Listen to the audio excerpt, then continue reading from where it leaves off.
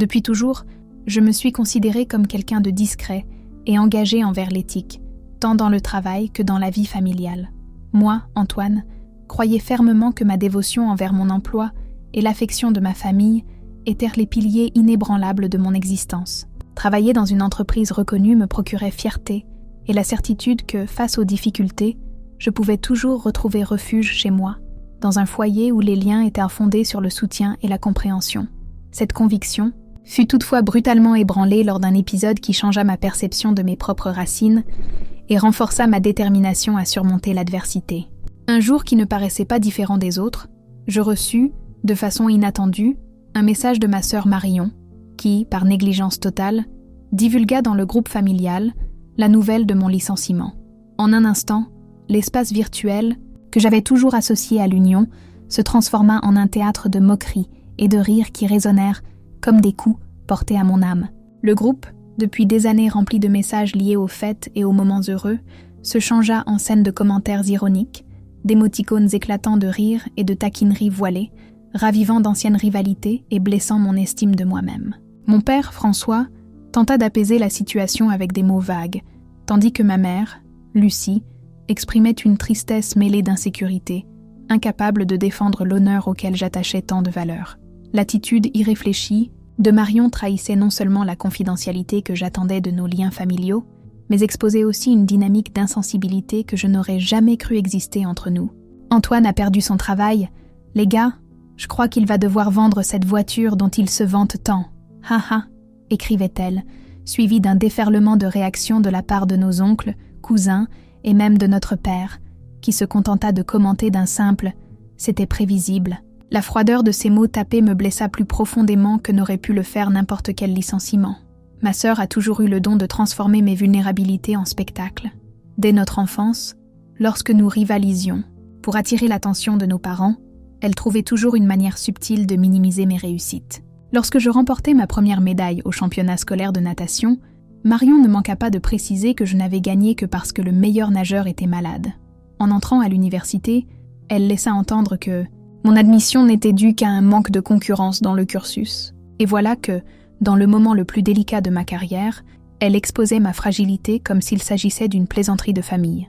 L'impact de cette révélation dépassa le cadre virtuel, envahissant les réunions familiales qui suivirent. À chaque rencontre, j'étais contraint de revivre cet instant douloureux, tandis que des commentaires subtils et des regards de reproche me rappelaient inlassablement l'humiliation subie.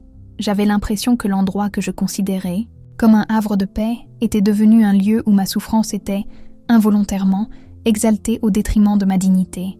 Lors du déjeuner dominical, seulement 3 jours après l'incident dans le groupe, mon oncle Charles demanda, d'un ton faussement préoccupé, « Alors mon neveu, comment se passe la recherche d'emploi ? Tu as pensé à faire du covoiturage ? Avec Uber en attendant ?» J'avale ma salive, sentant la saveur amère de la honte se mêler au plat de riz à peine avalé. Ma cousine Julie, très proche de Marion, ajouta « Il y a des postes libres dans le magasin du centre commercial où je travaille, si tu veux quelque chose de moins sophistiqué. » Le sourire narquois ne laissait aucun doute quant à la véritable intention derrière cette offre soi-disant serviable. Durant ce déjeuner interminable, je gardais un visage impassible, une technique que j'avais perfectionnée au fil des années, à affronter la dynamique toxique de ma famille. Pourtant, au plus profond de moi, une tempête d'émotions contradictoires faisait rage. La honte, la colère, la déception se mêlaient, et de manière surprenante, une résolution naissante commençait à prendre forme. Quelque chose changeait en moi. Ce soir-là, étendu dans mon lit, je rejouais en boucle chaque moment de ce déjeuner familial, chaque regard condescendant, chaque commentaire déguisé en préoccupation. L'insomnie était devenue ma compagne depuis le licenciement, mais cette nuit-là, au lieu de sombrer dans l'autocomisé, je me mis à analyser froidement la situation.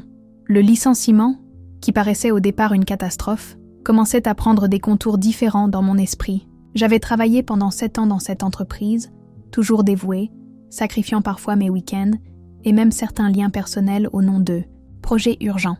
J'avais reçu des promotions et des reconnaissances, mais j'avais aussi accumulé un stress qui mettait en péril ma santé physique et mentale. Peut-être, à un certain niveau inconscient, savais-je déjà que ce cycle devait être brisé. En ce qui concerne la famille, la douleur était plus profonde. Déjà enfant, je cherchais l'approbation au travers des réussites. Bonnes notes, récompenses sportives, l'admission dans une université prestigieuse, un emploi reconnu. Tous ces efforts pour prouver ma valeur, pour obtenir le respect qui devrait être naturel et non arraché. Et pourtant, il avait suffi d'un moment de faiblesse pour que cette illusion de soutien familial se dissipe comme de la fumée. Au cœur de ce tourbillon émotionnel, je décidai d'agir avec prudence et détermination. Je commençai à rassembler toutes les preuves, captures d'écran et témoignages attestant de la véracité des faits, transformant chaque élément en un outil d'affirmation de moi-même. Lors de nuits agitées, j'hésitais entre l'envie de rendre la pareille à l'insulte et la conviction que ma véritable revanche résidait dans la reconstruction de mon identité et dans la reprise de contrôle sur ma propre histoire. Vous voulez rire de mon licenciement ? Riez donc, mais vous rirez tout en me regardant renaître, pensais-je, en sauvegardant chaque message du groupe familial qui, désormais, dévoilait sa véritable nature. Le lendemain marqua le début de ma transformation. Je me levai avant le réveil, pris un bain long et réparateur, et en fais ma plus belle tenue, comme si je me préparais pour un entretien important. Et, d'une certaine manière, c'était le cas. L'entretien le plus crucial était avec moi-même, une reconnexion avec ce Antoine qui, à un moment donné, s'était perdu en voulant plaire à des personnes qui n'auraient jamais été sincèrement heureuses de voir son succès. Je mis à jour mon CV, actualisai mon profil sur les plateformes professionnelles et commençai à cibler les entreprises en phase avec mes valeurs et mes aspirations réelles, et non celles imposées par le carcan familial. Je réalisais qu'au fil des années, j'avais poursuivi une carrière qui impressionnait davantage les autres qu'elle ne me comblait véritablement. Le soir, je reçus un message de Marion. « Alors, petit frère, des nouvelles dans ta recherche d'emploi. » La familiarité forcée, la fausse inquiétude, tout dans ce message exhalait l'hypocrisie. Plutôt que de répondre impulsivement, comme l'ancien Antoine l'aurait fait, je pris une profonde inspiration et répondis avec une sérénité mesurée. « Merci de demander, Marion. J'en profite pour réévaluer mes priorités professionnelles. Au fait, j'apprécie le coup de main que tu m'as donné en partageant ma situation avec la famille. Grâce à toi, j'ai enfin vu qui se soucie réellement de moi. » Le double. Coche apparut immédiatement, mais la réponse tarda presque 1 heure à venir. « Je ne vois pas de quoi tu parles. J'ai juste pensé que tout le monde devait savoir pour pouvoir t'aider. » Je souris en regardant l'écran de mon téléphone. C'était exactement la réponse que j'attendais. Aucune admission d'erreur, aucun sincère « désolé ». Juste la même manipulation d'habitude, déguisée en préoccupation fraternelle. « Bien sûr, Marion. » Le rire de papa après ton annonce prouvait bien l'intention d'aider. Tout comme les commentaires sur le fait que je devrais vendre ma voiture. Un grand merci pour l'assistance familiale. Je bloquais le téléphone sans attendre de réponse. Cet échange de messages, apparemment anodin, symbolisait une rupture significative avec mes anciens modes de comportement. L'ancien Antoine aurait étouffé sa colère, accepté de mauvais « désolé » et continué à chercher l'acceptation. Le nouveau Antoine, né des cendres de l'humiliation, n'était plus disposé à faire semblant au détriment de sa paix intérieure. Les semaines qui suivirent furent entièrement consacrées à la réorganisation de ma vie professionnelle. Je me suis inscrit à des formations en ligne que j'avais toujours voulu suivre, mais pour lesquelles je n'avais jamais eu le temps. J'ai participé à des événements de réseautage sans la pression d'impressionner, simplement dans le but de rencontrer de nouvelles personnes et d'explorer des opportunités. J'ai redécouvert des talents et des passions que j'avais délaissés au profit d'une escalade dans la hiérarchie corporative. De manière surprenante, le licenciement, qui avait suscité tant de moqueries dans le groupe familial, se révélait être le point tournant dont j'avais besoin. Parallèlement, j'ai commencé à instaurer des limites claires dans mes relations familiales. J'ai cessé d'assister aux déjeuners dominicaux, ces instants devenus toxiques à la suite de l'événement. Lorsqu'on m'interrogeait sur mon absence, je répondais avec politesse et fermeté. Je privilégie les environnements qui contribuent positivement à ma santé mentale en ce moment. Ma mère, inquiète de mon éloignement, vint me voir un après-midi. Assis sur le balcon de mon petit appartement dans le 16e arrondissement, autour de 2 tasses de café fumant, elle aborda enfin le sujet. « Mon fils, ta sœur n'avait pas de mauvaises intentions. Tu connais Marion, elle a toujours été impulsive. Elle ne réfléchit pas avant de parler. Maman, l'interrompis-je doucement, avec tout le respect que je te dois. Voilà exactement le problème. Marion a 32 ans, pas 12. L'impulsivité ne justifie pas d'exposer quelqu'un dans un moment de vulnérabilité. Et le problème ne vient pas uniquement d'elle. C'est l'attitude de tous ceux qui ont trouvé bon de se moquer de ma situation. Personne ne se moquait vraiment de toi, Antoine. C'était juste pour détendre l'atmosphère, pour alléger l'ambiance. Alléger l'atmosphère aux dépens de mon licenciement? Un concept de l'humour bien étrange, n'est-ce pas? Ma voix avait pris une teinte plus froide que je ne l'aurais voulu, mais je ne pouvais plus masquer ma déception. Maman, je t'ai toujours respectée, ainsi que papa. J'ai toujours cherché à être l'enfant que vous attendiez. J'ai étudié dans les meilleures écoles, intégré l'université que vous aviez choisie pour moi, suivi la carrière qui vous plaisait. Et pourtant, il a suffi d'un moment de faiblesse pour que je devienne l'objet de moqueries familiales. Je vis les yeux de ma mère s'emplir de larmes, un mélange de tristesse et de culpabilité qui, l'espace d'un instant, me fit presque reculer. Mais je continuais. Je ne romps pas les liens avec qui que ce soit. J'apprends simplement, enfin, à me mettre en premier, à construire des relations basées sur le respect mutuel, et non sur des attentes irréalistes et des apparences. Cette conversation, bien que douloureuse, était nécessaire. Pour la première fois, j'exprimais ouvertement mes sentiments, sans craindre de décevoir, sans la constante nécessité d'obtenir l'approbation qui avait toujours guidé mes interactions familiales. C'était comme si un lourd fardeau avait été levé de mes épaules. Je décidai alors de confronter la situation de manière directe et honnête lors d'une réunion familiale décisive. Je demandai à papa, François, d'organiser un dîner à la maison, en présence de toutes les personnes concernées par l'incident du groupe. À ma grande surprise, il accepta sans hésitation, comprenant peut-être la gravité de ma demande. Ce soir-là, réunis autour de la grande table familiale, où j'avais grandi, je fixai chaque visage avec une sérénité que je ne soupçonnais pas posséder. Avec clarté et fermeté, j'expliquai que le respect mutuel était la base de toute relation et que dévoiler les faiblesses d'autrui dans le but de se moquer était inacceptable. Je soutenais que la famille devait être un lieu de soutien et de croissance, et non un instrument de propagation d'humiliation. Je ne suis pas ici pour pointer du doigt ou chercher des coupables, dis-je d'un ton posé malgré le cœur battant. Je suis ici pour poser des limites claires quant à la manière dont je souhaite être traitée à l'avenir. Marion, manifestement mal à l'aise, tenta de minimiser à nouveau. Tu fais une tempête dans un verre d'eau, Antoine. Ce n'était qu'une plaisanterie qui en dit long sur notre dynamique familiale. Tu ne trouves pas? Sur la manière dont vous percevez mes larmes et mes difficultés, répondis-je calmement.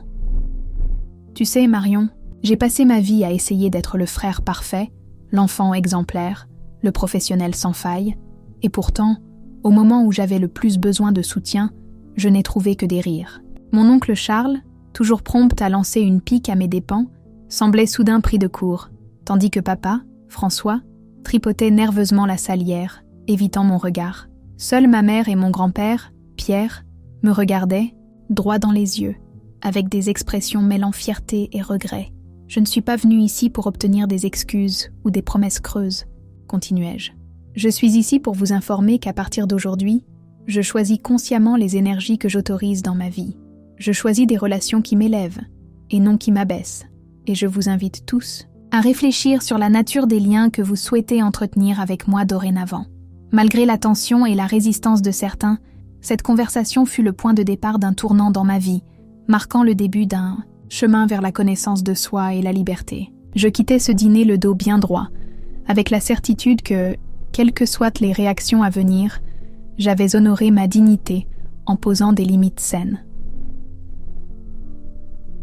À la suite de cet épisode dévastateur, je me plongeais dans une réflexion intense sur la loyauté et l'identité. Je compris que la trahison de Marion n'était pas un acte isolé de moquerie, mais la conséquence d'une histoire de rivalité et de rancune accumulée au fil des années. Chaque mot, malveillant, chaque éclat de rire, révélait la fragilité de liens qui, en théorie, étaient censés me protéger.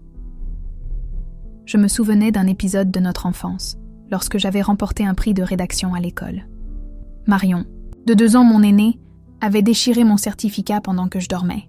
Au réveil, en découvrant ce geste, j'avais couru en pleurant chercher réconfort auprès de nos parents.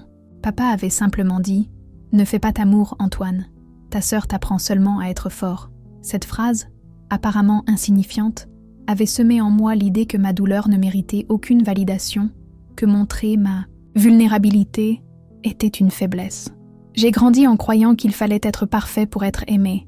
Chaque succès scolaire, chaque promotion au travail, chaque acquisition matérielle était en réalité une tentative désespérée de prouver ma valeur. Le licenciement, suivi de l'exposition publique de ma fragilité, fit s'écrouler cette façade soigneusement bâtie. Et, paradoxalement, Cela fut exactement ce dont j'avais besoin pour reconstruire mon identité sur des bases plus authentiques. Déterminée à transformer cette douleur en leçon, je mis en place de nouveaux repères et compris que le respect de soi-même était plus important que l'acceptation des opinions d'autrui. Je me mis à pratiquer des petits gestes quotidiens d'auto-soin. Méditation le matin, promenade au crépuscule, lecture longtemps repoussée faute de temps. Je réorganisais mes finances en constituant une épargne, afin de pouvoir faire des choix professionnels en fonction de mes aspirations, et non par nécessité.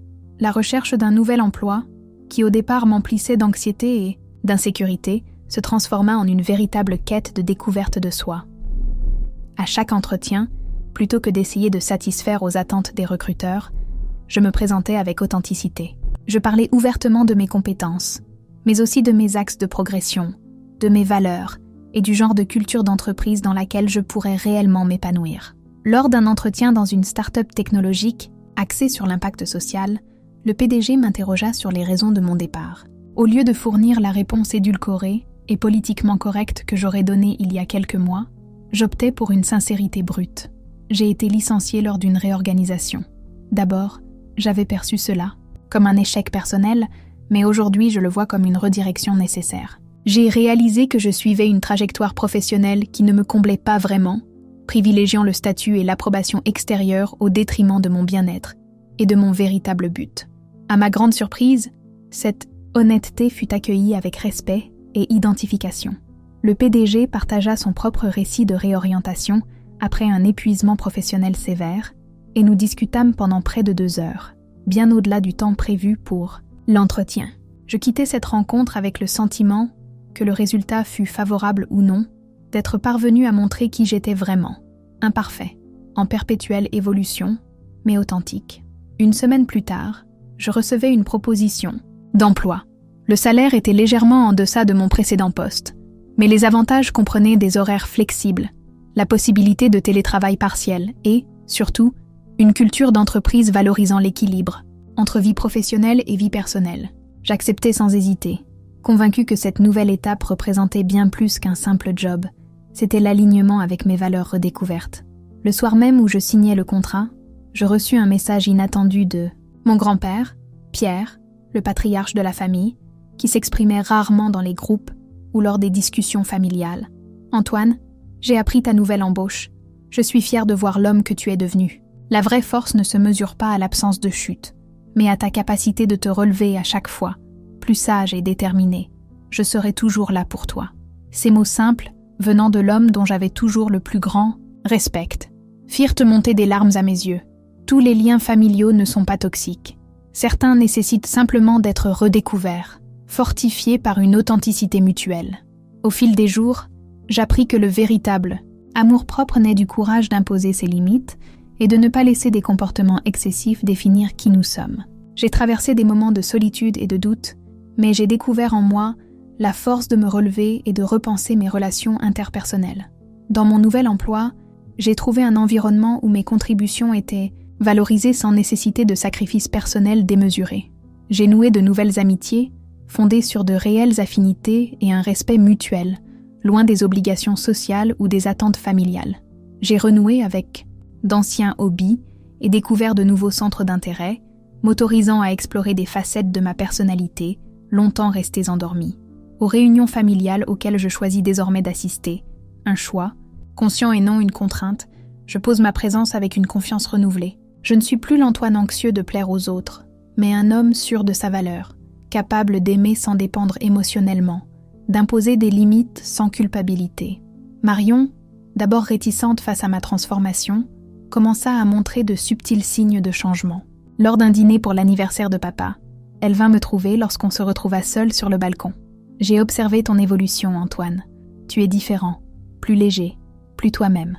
La vie est pleine d'ironie, répondis-je, sans hostilité. Parfois, il faut perdre quelque chose d'important pour découvrir ce qui compte vraiment. Je crois que je ne t'ai jamais vraiment présenté des excuses pour l'épisode du groupe. C'était insensible de ma part, dit-elle enfin.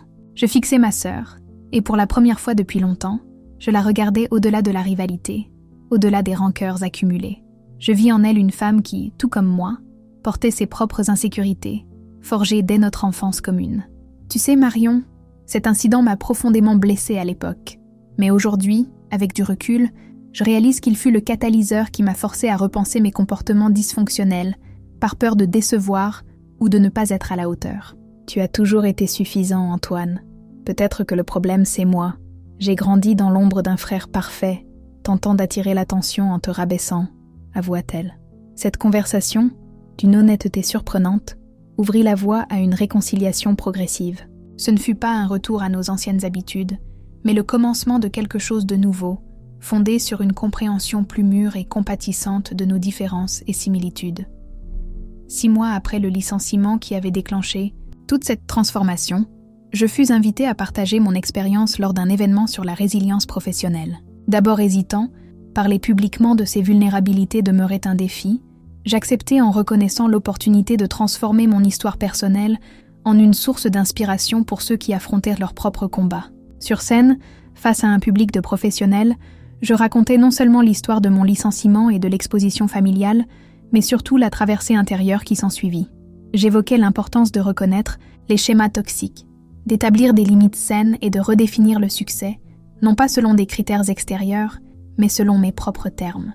La plus grande leçon que j'ai apprise, concluai-je, c'est que notre véritable force ne réside pas dans l'absence d'échecs, mais dans notre capacité à transformer chaque chute en un nouveau départ, et que les relations, qui comptent vraiment, qu'elles soient familiales, professionnelles ou sociales, sont celles qui nous permettent d'être authentiques avec nos réussites et nos vulnérabilités.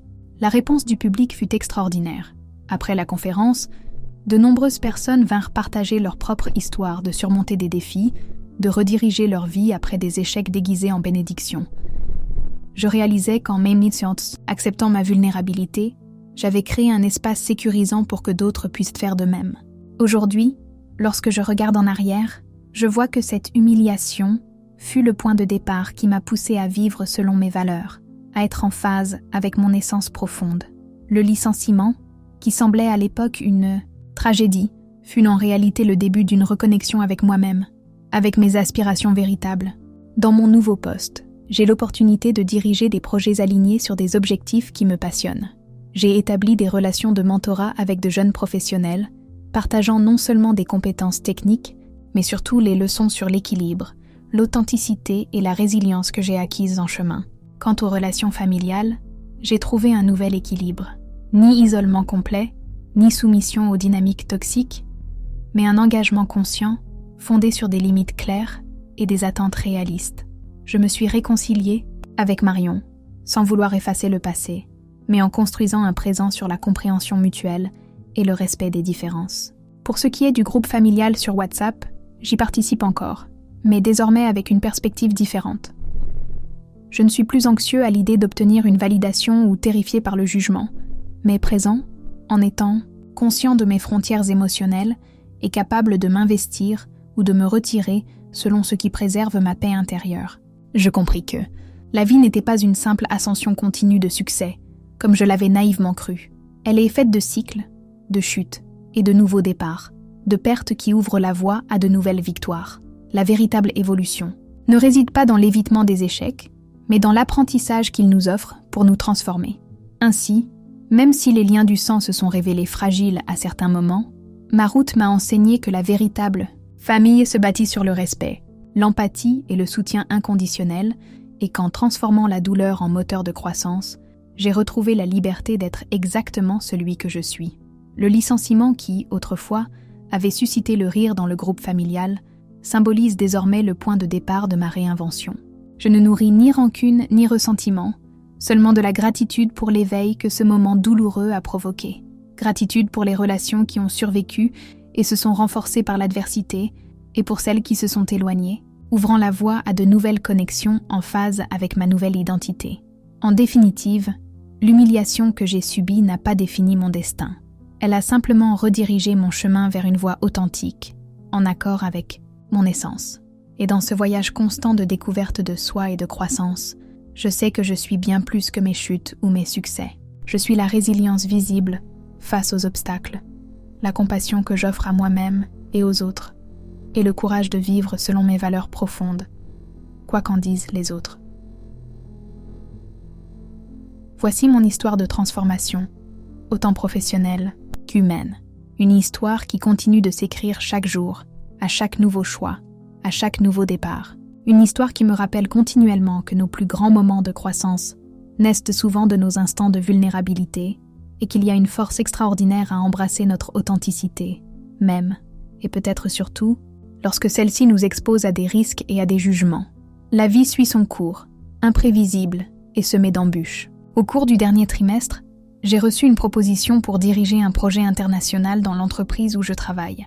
Une opportunité qui, ironiquement, est née du réseau de contacts que j'ai tissé après cette conférence sur la résilience professionnelle. L'ancien Antoine aurait immédiatement annoncé la nouvelle dans le groupe familial, avide de validation et de reconnaissance.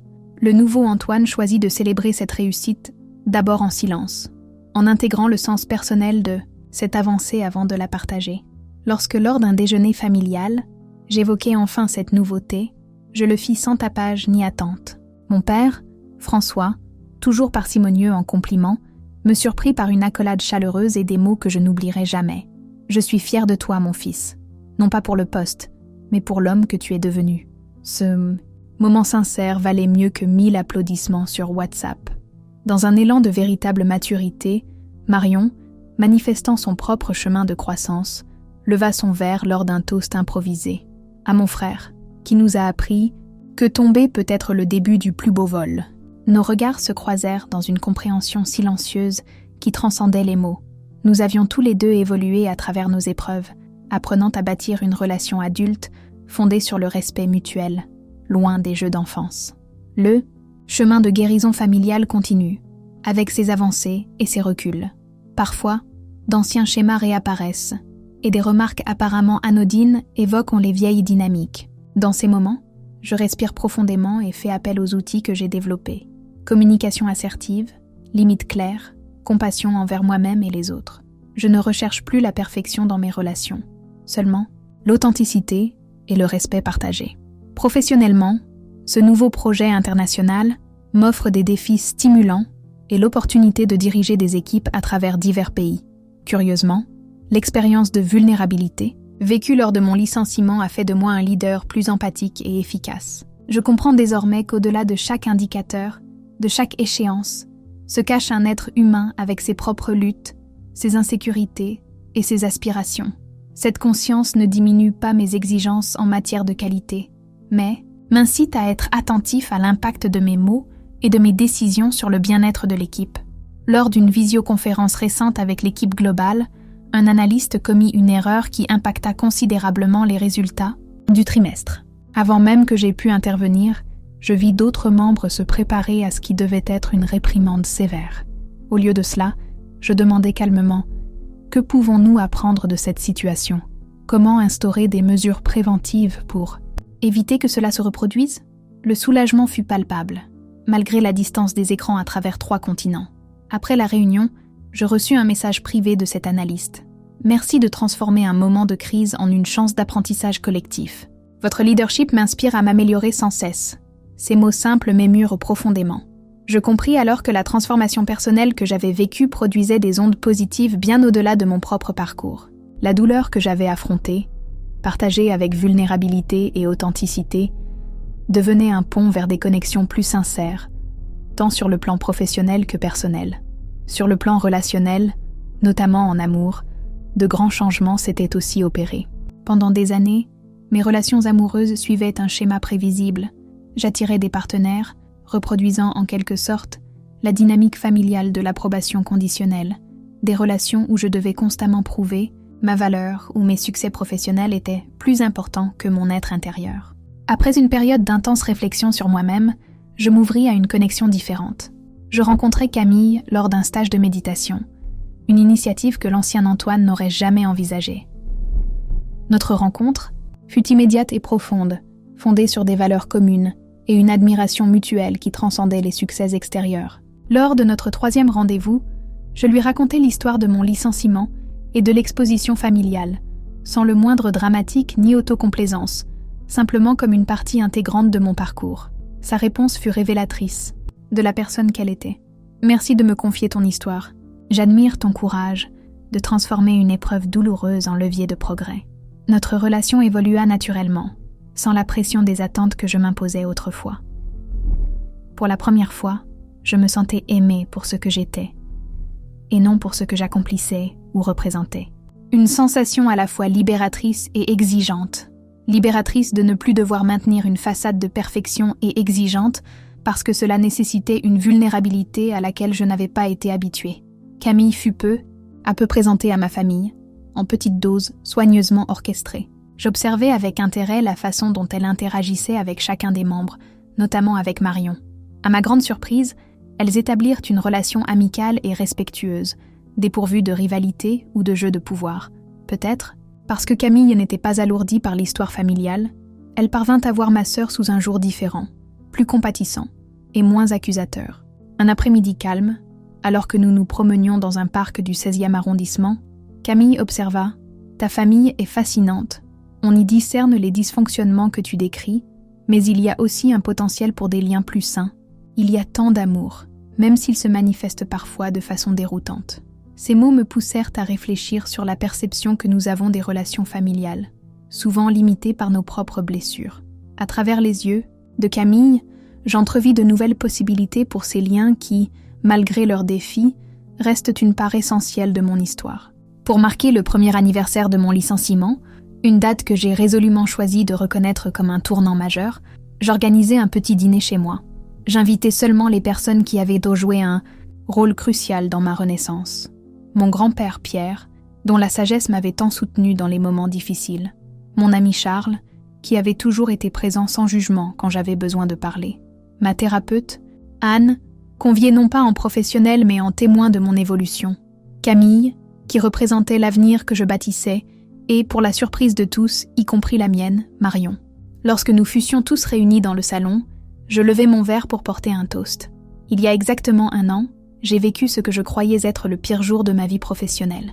J'ai été licenciée d'un emploi qui, en grande partie, définissait mon identité. Et comme si la douleur ne suffisait pas, j'ai vu ma vulnérabilité exposée et ridiculisée dans ce que je considérais comme mon refuge familial. Je fis une pause en observant les visages attentifs autour de moi. Marion paraissait mal, à l'aise, mais maintenait mon regard avec une force que j'admirais. Aujourd'hui, 1 an plus tard, je ne nous réunis pas pour pleurer cette perte, mais pour célébrer tout ce que j'ai gagné.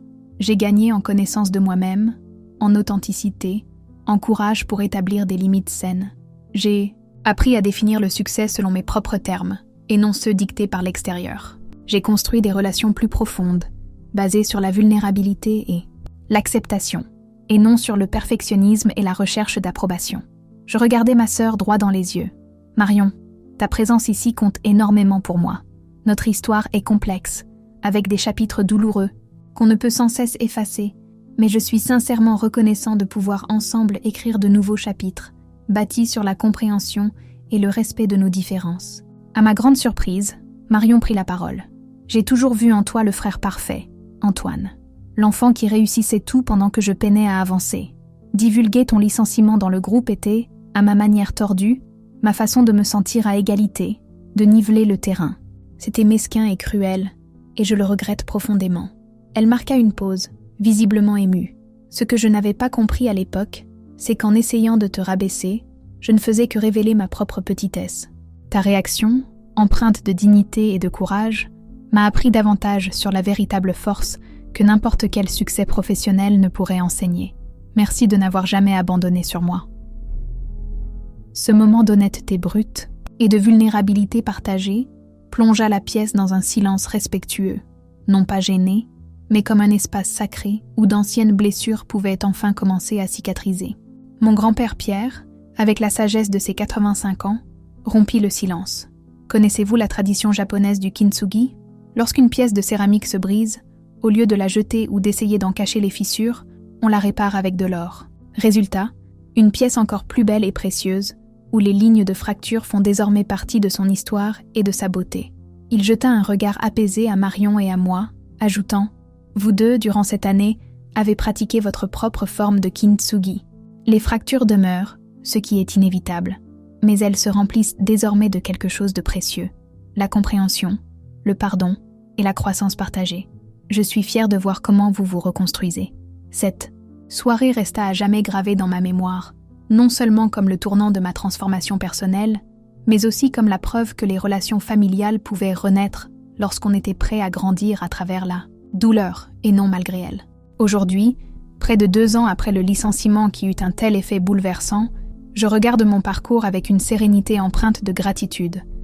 Professionnellement, je me trouve dans un environnement davantage en phase avec mes valeurs et mes aspirations véritables. Émotionnellement, j'ai développé une résilience qui ne naît pas de la rigidité, mais de la flexibilité, cette capacité à se plier sans se briser face aux inévitables tempêtes de la vie. Ma relation avec Camille s'est transformée en un engagement solide, fondé sur le respect et la croissance commune. Nous envisageons de vivre ensemble l'année prochaine, unissant nos destins avec la conscience des défis, mais aussi de la beauté qu'implique la construction d'une relation authentique. Quant à ma famille, j'ai instauré une proximité saine, ni fusion excessive, ni retrait réactif, en participant aux réunions familiales par choix et non par obligation.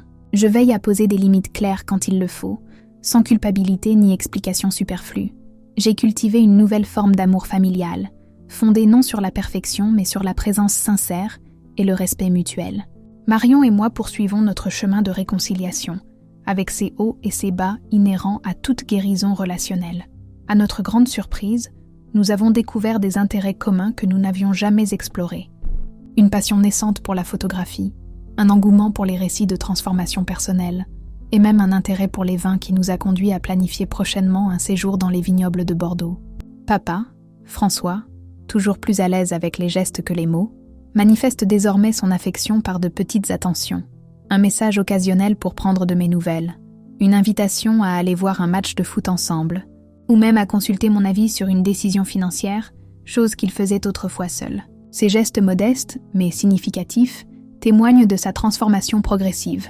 Ma mère, quant à elle, a trouvé en Camille une alliée inattendue, quelqu'un qui l'aide à communiquer avec moi de manière plus directe et saine.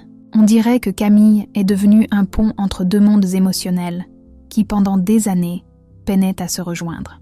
Pour ma part, je continue à pratiquer chaque jour l'autoréflexion et l'auto-soin.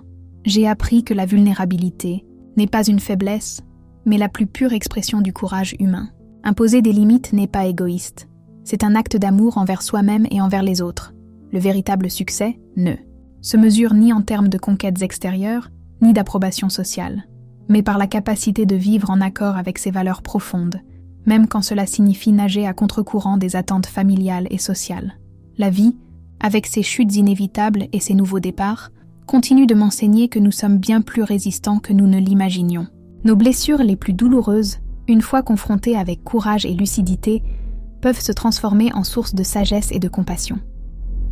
Les relations réellement nourrissantes ne sont pas celles dépourvues de conflits, mais celles qui offrent un espace sûr pour exprimer notre vérité, pour réparer les fissures, pour grandir ensemble.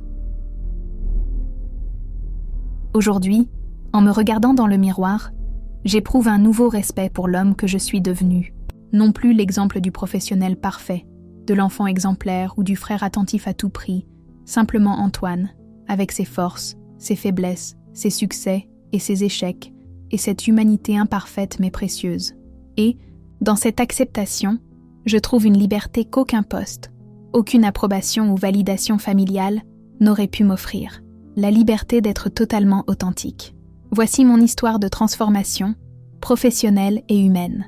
Une histoire qui se poursuit chaque jour, à chaque choix, à chaque nouveau départ. Une histoire qui me rappelle que parfois, nos plus grands moments de croissance naissent de nos instants de vulnérabilité, et qu'il existe une force extraordinaire à embrasser notre véritable identité, même, et peut-être surtout, lorsqu'elle nous expose aux risques et au jugement. La vie suit son cours, imprévisible et pleine de défis. Au cours du dernier trimestre, j'ai reçu une offre pour diriger un projet international dans l'entreprise où je travaille. Une opportunité qui, ironiquement, est née du réseau que j'avais construit après cette conférence sur la résilience professionnelle.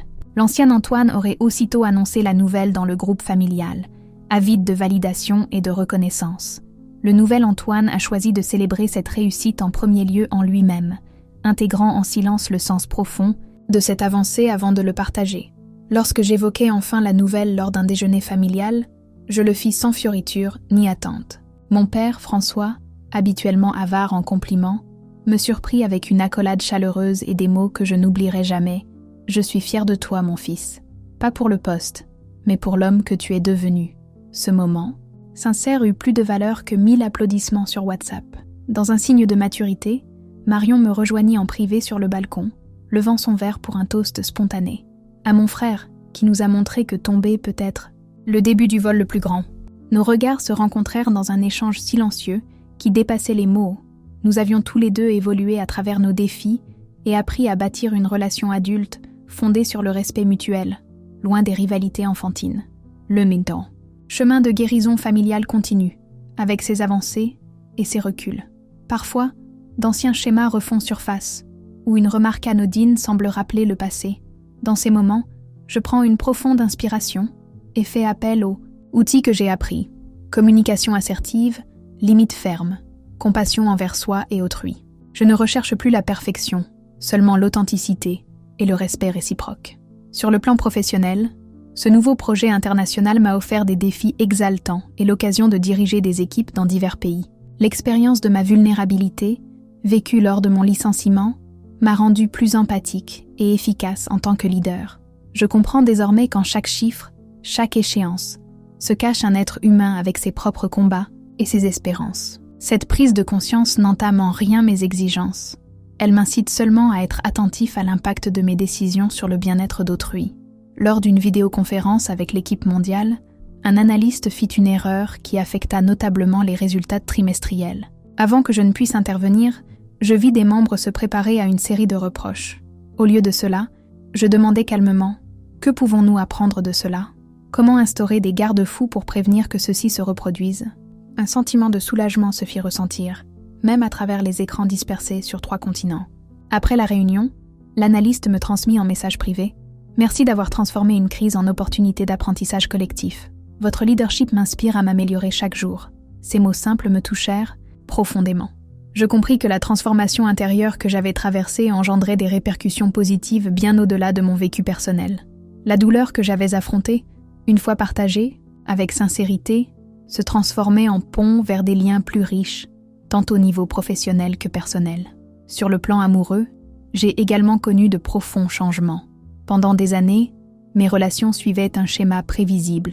J'attirais des partenaires qui, d'une certaine manière, reproduisaient la dynamique de l'approbation conditionnelle de ma famille, où je devais constamment prouver ma valeur et mes succès professionnels étaient privilégiés par rapport à mon essence. Après une période d'intense réflexion, je m'ouvris à une forme différente de connexion. Je rencontrai Camille lors d'un stage de méditation, une démarche que l'ancien Antoine n'aurait jamais envisagée.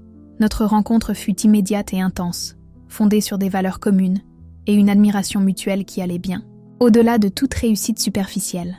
Lors de notre 3e rencontre, je lui fis part de l'histoire de mon licenciement et de l'exposition familiale, non pas avec drame ou autocommisère, mais comme un chapitre essentiel de mon histoire. Sa réponse fut révélatrice de la personne qu'elle était. « Merci de me faire confiance avec ton histoire. J'admire ton courage de transformer une épreuve douloureuse en une force de changement. » Notre relation évolua naturellement, sans la pression des attentes que je m'imposais autrefois. Pour la première fois, je me sentais aimée pour ce que j'étais, et non pour ce que j'avais réussi à accomplir. Une expérience à la fois émancipatrice et exigeante. Émancipatrice en ce sens que je n'avais plus à afficher une façade de perfection, exigeante, car elle m'obligeait à accepter ma vulnérabilité. Peu à peu, Camille fut présentée à ma famille, en de petites rencontres soigneusement orchestrées. J'observais avec intérêt comment elle interagissait avec chacun, en particulier avec Marion. À ma grande surprise, une relation amicale et respectueuse se fit jour entre elles, sans compétition ni jeu contrariant.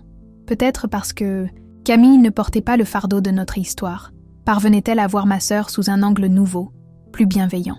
Alors qu'un après-midi tranquille dans un parc du 16e arrondissement, alors que nous marchions côte à côte, Camille commenta « Ta famille est vraiment singulière.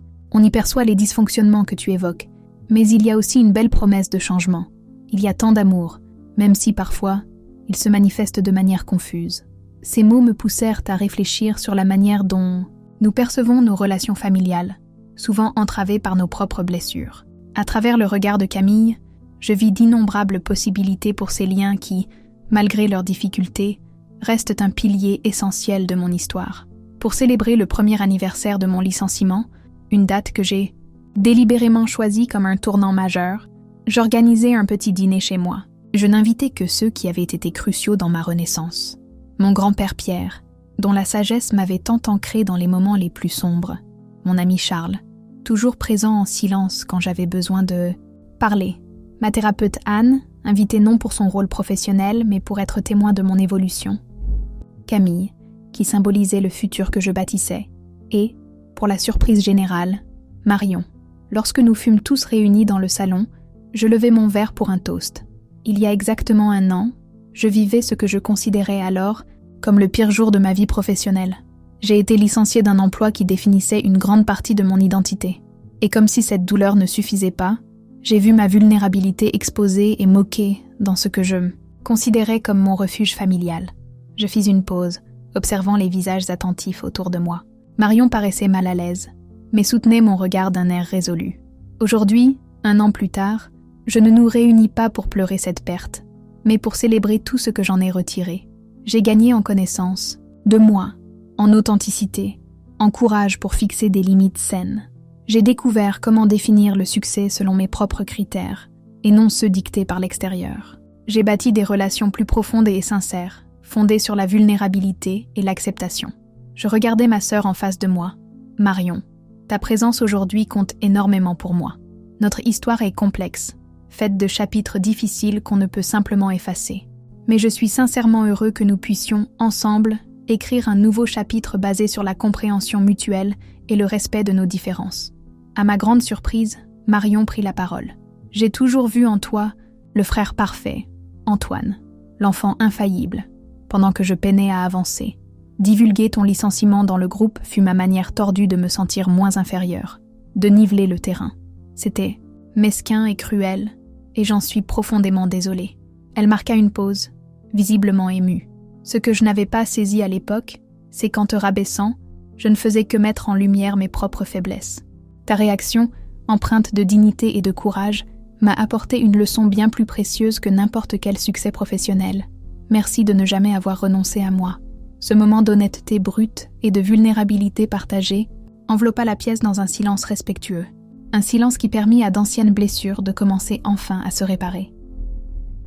Mon grand-père Pierre, fort de ses 85 ans, rompit le silence. Connaissez-vous la pratique japonaise du kintsugi? Lorsque la céramique se brise, au lieu de la jeter ou de cacher ses fissures, on les répare avec de l'or. Le résultat est une pièce encore plus belle, où les cicatrices racontent son histoire. Il jeta un regard apaisé à Marion et à moi. Vous deux, en cette année, avez suivi votre propre kintsugi. Les fissures restent visibles, c'est naturel, mais elles sont maintenant remplies d'un or précieux. La compréhension, le pardon et la croissance commune. Je suis fière de vous voir vous reconstruire. Ce soir-là resta gravé dans ma mémoire comme un jalon, non seulement de ma transformation personnelle, mais aussi de la possibilité de renaître dans les relations familiales quand on accepte de grandir à travers la douleur. Aujourd'hui, presque 2 ans après ce licenciement qui a bouleversé ma vie, je regarde en arrière avec une gratitude sereine pour le chemin parcouru. Professionnellement, je me trouve dans un environnement qui correspond mieux à mes valeurs et à mes talents véritables. Émotionnellement, j'ai acquis une résilience qui ne naît pas de la rigidité, mais de cette capacité à se plier sans se briser. Ma relation avec Camille s'est épanouie en un engagement solide, basé sur le respect et une croissance commune. Nous prévoyons de vivre ensemble l'an prochain, unissant nos vies en pleine conscience des défis et des joies qu'implique la construction d'une relation véritablement authentique. Quant à ma famille, j'ai instauré un nouvel équilibre. Je participe désormais aux réunions familiales par choix, posant des limites nettes quand cela est nécessaire, sans me sentir coupable. J'ai appris à cultiver un amour familial différent, fondé sur la présence authentique et le respect réciproque, plutôt que sur l'apparence de la perfection. Marion et moi poursuivons notre chemin de réconciliation, avec ses hauts et ses bas typiques de tout processus de guérison. Nous avons découvert, à notre surprise mutuelle, des intérêts communs jusque-là inexplorés, une passion partagée pour la photographie, un attrait pour les récits de transformation personnelle, et même un goût pour les vins qui nous a conduits à planifier un voyage ensemble dans les vignobles de Bordeaux. Papa. François, qui s'exprimait jadis par peu de mots, montre désormais son affection par de petits gestes. Un message pour prendre de mes nouvelles, une invitation impromptue à aller voir un match de foot ou une demande de conseil pour une décision financière. Ces attentions modestes, mais profondes, témoignent de l'évolution d'un homme de sa génération. Ma mère trouve en Camille une alliée inattendue, quelqu'un qui l'aide à communiquer avec moi de manière plus directe et saine. C'est comme si Camille était devenue un pont entre des mondes émotionnels qui se retrouvaient enfin. Pour ma part, je continue ma pratique quotidienne de l'autoréflexion et de l'auto-soin. J'ai compris que la vulnérabilité n'est pas une faiblesse, mais la plus authentique expression de courage. Fixer des limites n'est pas égoïste, c'est un acte d'amour, envers soi-même et envers les autres. Le véritable succès ne se mesure pas par des accomplissements extérieurs ou l'approbation d'autrui, mais par la capacité de vivre en accord avec nos valeurs profondes, même en défiant les attentes sociales et familiales. Voilà mon histoire de transformation, autant professionnelle qu'humaine. Une histoire qui se poursuit chaque jour, à chaque nouveau choix, à chaque nouveau départ. Une histoire qui me rappelle constamment que nos plus grands moments de croissance naissent de nos périodes de vulnérabilité et qu'il existe une force extraordinaire à embrasser notre identité, même, et peut-être surtout, quand elle nous expose aux risques et au jugement. La vie poursuit son cours, imprévisible et pleine de défis. Récemment, j'ai reçu une offre pour diriger un projet international dans mon entreprise, une opportunité qui, ironiquement, a émergé du réseau que j'ai tissé après cette conférence sur la résilience. L'ancien Antoine aurait aussitôt annoncé la nouvelle dans le groupe familial, avide d'approbation et de reconnaissance.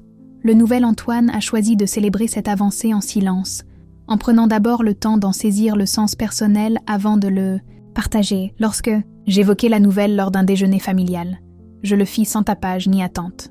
Mon père, François, toujours bref dans ses compliments, me surprit par une accolade chaleureuse et ces mots inoubliables « Je suis fier de toi, mon fils », pas pour le poste, mais pour l'homme que tu es devenu. Ce moment sincère avait plus de valeur que 1000 applaudissements sur WhatsApp. Ainsi, la transformation que j'ai vécue, tant sur le plan personnel que familial, continue de s'écrire chaque jour avec ses défis et ses succès.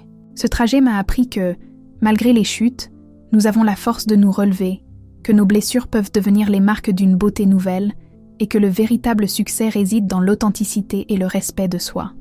Aujourd'hui, en me regardant dans le miroir, je vois un Antoine transformé.